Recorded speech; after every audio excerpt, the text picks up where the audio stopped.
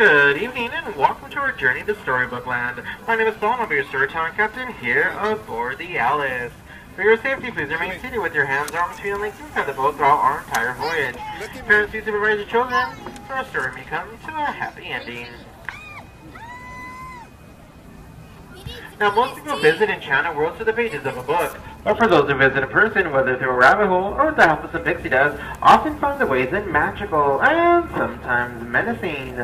But there's no need to worry, although it looks like we just went swallowed by the jaws of Monstro the whale, the same whale who swallowed Pinocchio. We're actually being transported to a magical place called Storybook Land.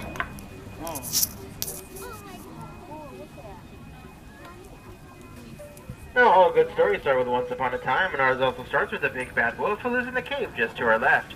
He often chases after the three little pigs who live across the way in a house made of straw, a house made of sticks, and a house made of guaranteed wolf-proof bricks.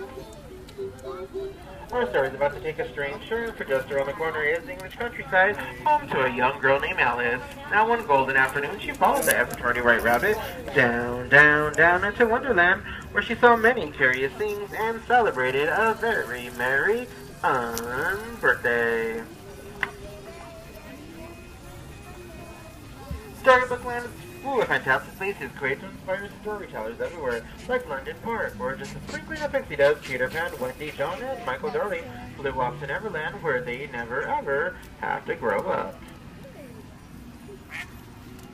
And Agrabah, city of mystery and enchantment. It is in that busy marketplace where a young street rat named Aladdin stole many things, including Princess Jasmine's heart. Although the two were from different worlds with the power of true love, and a little hot from the genie, they were soon married and now live in the Sultan's palace atop the hill.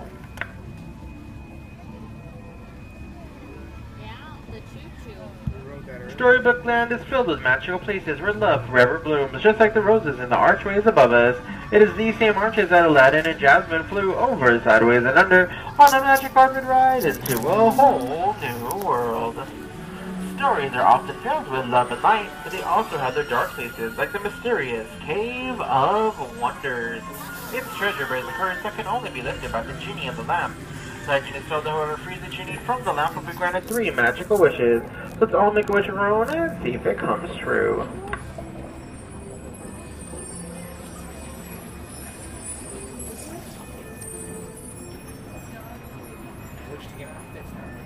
I know the Snow White wished for safety as she fled from the evil queen and came upon a cozy cottage hidden deep in the forest to her right. The 7 dwarfs offer her shelter in return for her kindness. If you listen closely, you can hear them in their mind whistling while they work. Oh, there's a mine. Okay. Snow White. Pretty quiet.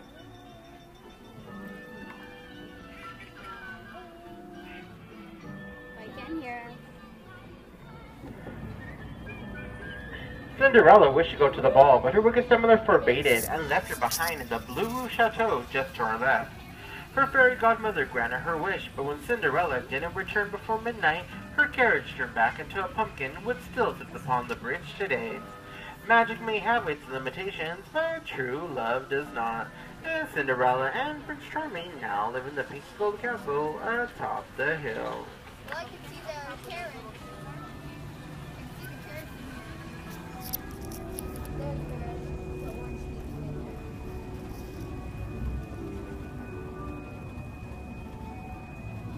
There's the other half of Agrabah.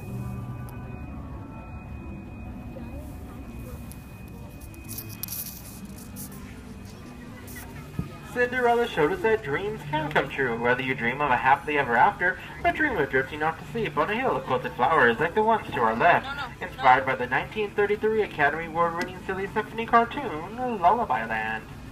There is magic everywhere in Storybook Land, even in our miniature trees and plants, which will never grow up, thanks to Enchantment by Tinkerbell. That is why this is one of the favorite places of master storyteller Walt Disney, and why it continues to inspire new stories. Stories like The Wind in the Willows, with Rat, Mole, and Mr. Toad, whose stately manner is just up ahead. Unfortunately, Jay Thaddeus Toad isn't home right now, for he's off on some wild ride to nowhere in particular. And stories of magic, like that of Arendelle. When Queen Elsa fled to her icy palace atop the fjord, her sister Anna wouldn't let her go. That act of true love saves them both and proves that family can weather even the harshest of snowstorms. Letting Anna once again ask, do you want to build a snowman? And in a small alpine village, a woodcarver named Geppetto wished upon a star that his puppet Pinocchio had become a real-life boy. After Pinocchio saved Geppetto from Monstro the whale, the blue fairy granted his wish. Geppetto's wish is found in many stories, even the tale of a little mermaid Ariel, who followed Prince Eric to the castle in Orion. She gave up her life under the sea, took her first steps on unsteady legs, and fulfilled her dream of becoming a part of our world. Hers is a story that begins in the underwater kingdom of Atlantica with her father, King Triton, her 6 sisters, and her best friend, Flounder. Their adventure split out into a happily ever after. I asked everyone on the dock side of the boat to please wash your hands on the fingers as we approach the dock. I also asked that everyone please remain seated until we come to a full and complete stop.